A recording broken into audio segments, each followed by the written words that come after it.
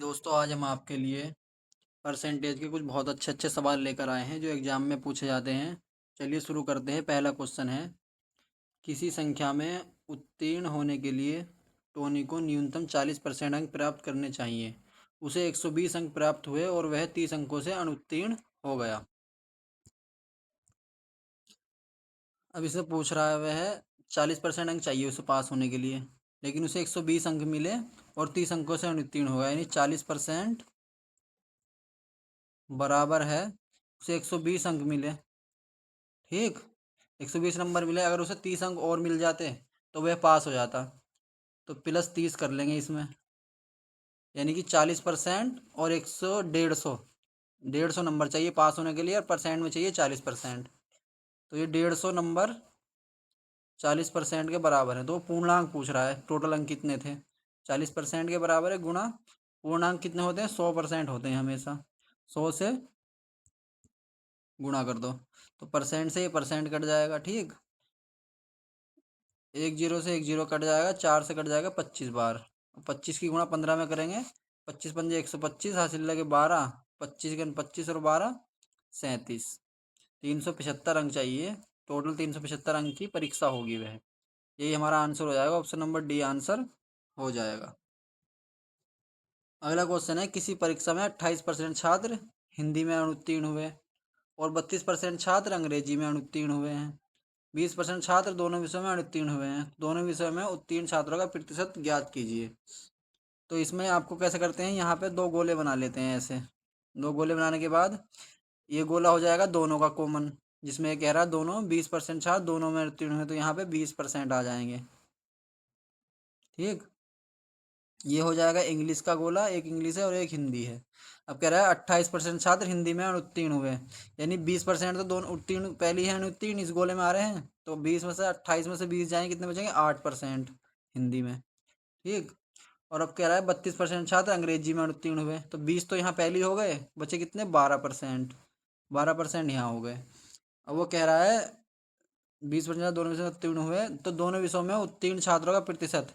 दोनों विषयों में उत्तीर्ण छात्रों का प्रतिशत कैसे निकालेंगे, ये अनुत्तीर्ण का ग्राफ है ना, अनुत्तीर्ण का ग्राफ है ये। ठीक, ये अनुत्तीर्ण का ग्राफ है। तो यहाँ से 8 और 12 कितने हो जाएंगे, 20 और 20 40, इन्हें जोड़ लेंगे टोटल को।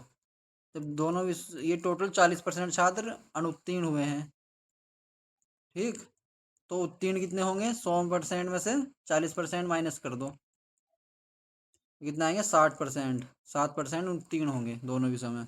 ऑप्शन नंबर बी आंसर हो जाएगा। अगला क्वेश्चन है, दो उम्मीदवारों वाले एक चुनाव में 86 मत अवैध घोषित किए गए।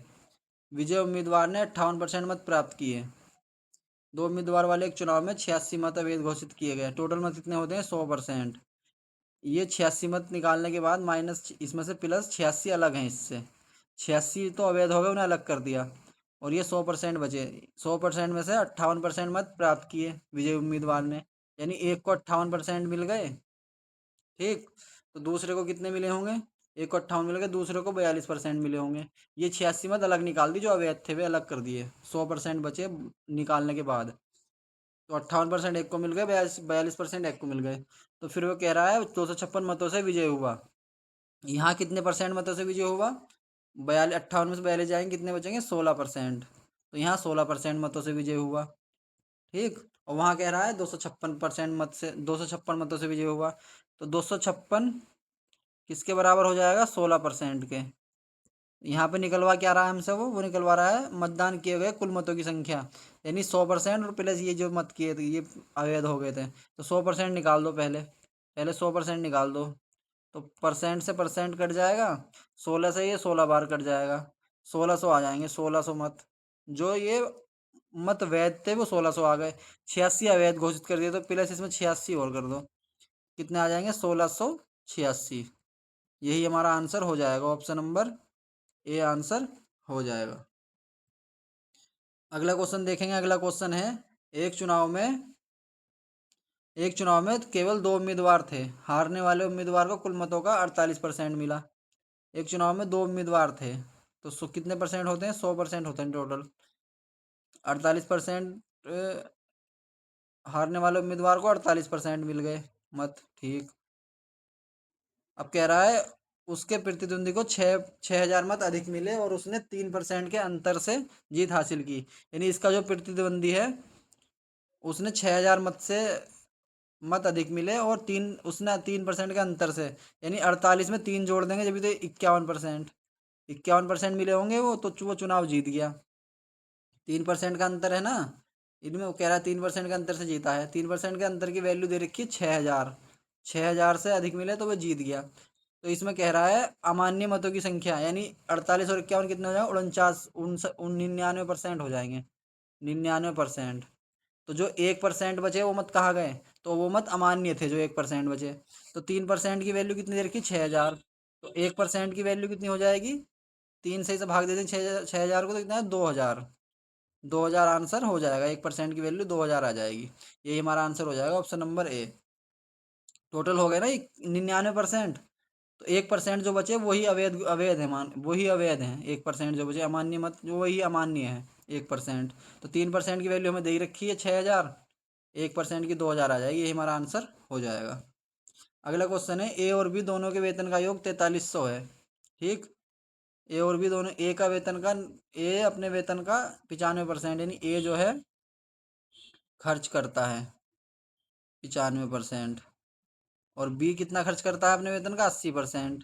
ये 80% खर्च कर देता है। इनकी बचत कितनी है, इनकी बचत है ये 5% है, इसकी बचत है 20%।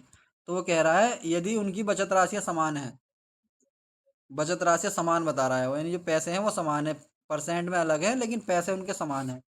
तो ये इसमें करेंगे, ये ए का 5% बराबर किसके है, बी के 20% के। जो उनकी बचत है वो बराबर है ना, कह रहा है बराबर रख देंगे। परसेंट से परसेंट कट जाएगा, 5 से कट जाएगा 4 बार। ठीक, अब यहाँ पे ए बराबर 4 बी आ जाएगा। तो ए अपॉन बी निकालेंगे, कितना आ जाएगा, 4/1, यानी ए का अनुपात कितना है, अनुपात में करेंगे इसके, ए अनुपात बी आ जाएगा 4:1। यानी ए का वैल्यू है 4, बी की है, इनके वेतन का अनुपात आ गया है। अब वो पूछ रहा है ए का वेतन, तो इनका वेतन कितना है, टोटल 4300 टोटल है इनका वेतन। इसे थोड़ा मिटा देते हैं,